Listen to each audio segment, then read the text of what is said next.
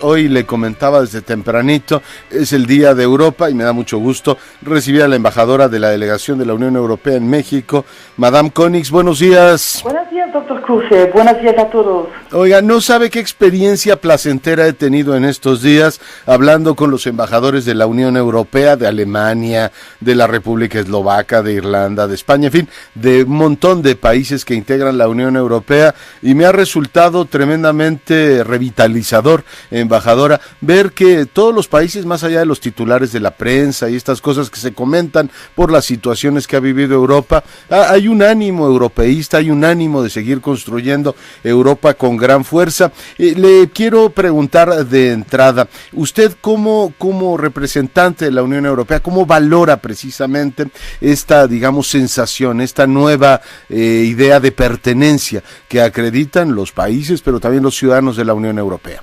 Muchas gracias, doctor Kruse, y también muchas gracias por este proyecto y hablar con todos mis colegas en estos días, el Día de la Europa, pero también para nosotros es el mes de Europa aquí en México.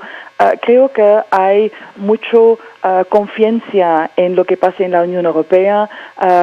Estamos muy positivos y llenos de confianza sobre el futuro de la Unión Europea. Es verdad que nos encontramos en una etapa difícil, pero como ha dicho mi esposo, la Unión Europea nació de la catástrofe y se desarrolló en la crisis. Esta es la historia de Europa, al mismo tiempo es nuestro éxito de la Unión Europea. Estamos acostumbrados a trabajar para superar situaciones difíciles como la situación actual, pero lo estamos logrando, tenemos la voluntad política de hacerlo y tenemos la confianza que saldremos más fortalecidos porque la Unión Europea sigue siendo fuerte y unida. ¿Y cuáles han sido, embajadora Konings, los ejes que le han dado fuerza a lo largo de los años y han permitido esta integración que hoy todo mundo efectivamente parece estar orgulloso de ella? Creo que en primer lugar hay la voluntad política, para avanzar juntos. En el inicio había la voluntad política de lograr la paz y terminar la guerra solamente hace 60 años. Es relativamente joven nuestra unión. Y también para promover la integración había el objetivo de los padres de Europa de crear una interdependencia económica para evitar conflictos. El moto fue cooperar en lugar de luchar, de tener una confrontación. Y entonces la motivación para más integración fue también la creación de prosperidad para todos, el bienestar de todos los ciudadanos europeos en toda la Unión Europea, y por eso hemos creado políticas de cohesión para promover la cohesión social, por ejemplo, regional, para promover más equidad e inclusión de todos los ciudadanos. También ha hecho una motivación política muy importante cuando había países europeos en la Unión Democrática, al lado de la Unión Europea, para integrarlos. Fue una motivación integrar países democráticos que estuvieron durante años en comunismo y países con dictadura, de integrarlos. Entonces, la motivación de una gran expansión fue también lograr la democracia en la Unión Europea. Y por último, creo hay una gran motivación económica. La Unión Europea es la región más integrada del mundo. Es una región con más de 500 millones de ciudadanos.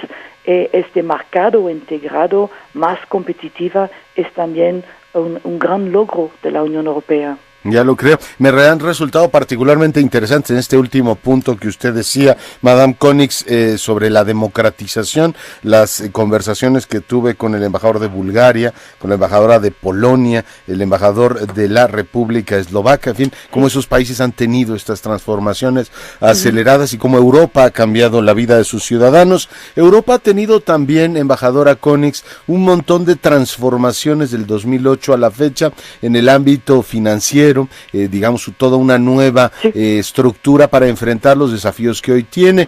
¿Cuál diría usted que son el conjunto de retos más importantes en materia política y en materia económica que tiene la Unión Europea hoy? Hoy en día los desafíos los más importantes al plano política y económica, yo decía, en el ámbito económico es asegurar el crecimiento y el empleo para los jóvenes.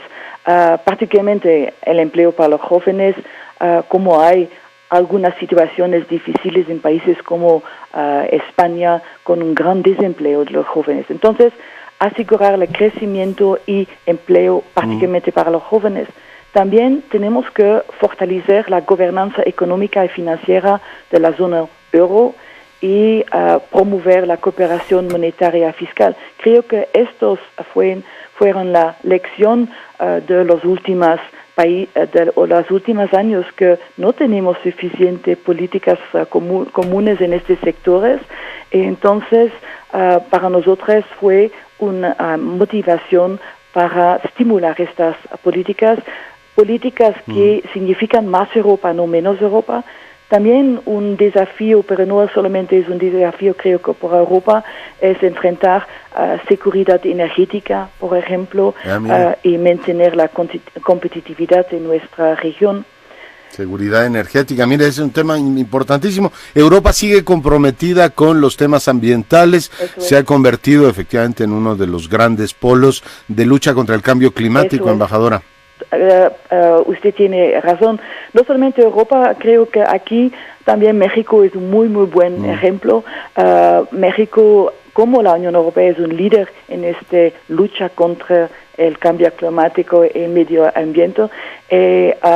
Por ejemplo, hemos hecho hace algunas semanas un diálogo a alto nivel con el secretario Abud aquí en México, que fue muy exitoso. Es uno de los sectores, el sector de medio ambiente y cambio climático, en lo que trabajamos la Unión Europea y México de manera muy exitoso y muy cerca. Ya, el euro, bueno, pues se mantiene como moneda de referencia, moneda efectivamente de reserva de muchísimos países, y a pesar de los ires y venires mantiene su cotización respecto a otras monedas. Dígame una cosa, embajadora, ¿le preocupa el tono del discurso populista en algunos países? Hace algunos días referíamos las elecciones en Gran Bretaña, el tono que otros sectores han tomado, por ejemplo, en Hungría o en Holanda. En fin, este tono populista, de decir la culpa la tiene la Unión Europea, ¿resulta preocupante para las estructuras de la Unión?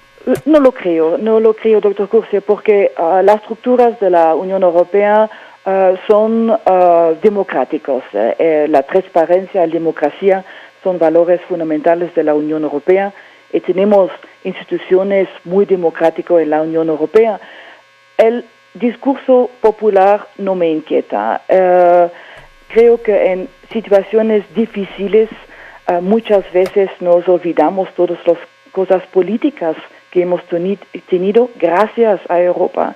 Es muy fácil acusar a la Unión Europea cuando hay problemas. Cuando las cosas van bien, es muchas veces gracias a políticas nacionales. Y cuando las cosas van mal, hay algunas voces que acusan a Europa. Creo que... Qué cómodo, ¿no? O sea, si las cosas van bien es por mí, si van mal es por culpa de Bruselas. Eso es, doctor Curcia. Eso es. Oiga, lo tomo como pretexto. Dígame una cosa, ¿cuáles son en estos momentos los grandes desafíos en el plano social que tiene? Hablaba usted del desempleo, hablaba usted de otros temas, pero en el plano, digamos, de crear ciudadanía europea, de que la gente se sienta más cerca de Estrasburgo, de Bruselas, que sienta las instituciones de la Unión Europea más cerca de su vida cotidiana. Creo que es un asunto muy importante. Los ciudadanos hay dos cosas. Creo que la integración europea ha dado muchos beneficios a los ciudadanos, muchos beneficios también muy concretos. Por ejemplo, en la situación actual hay la libre circulación de trabajadores.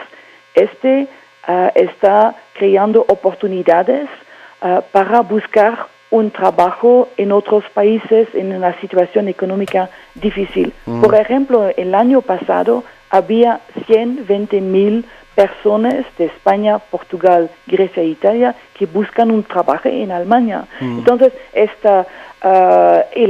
hay otra movilidad, la circulación de personas, Europa sin fronteras, movilidad de estudiantes, el euro, todos son ventajas muy concretos para los ciudadanos.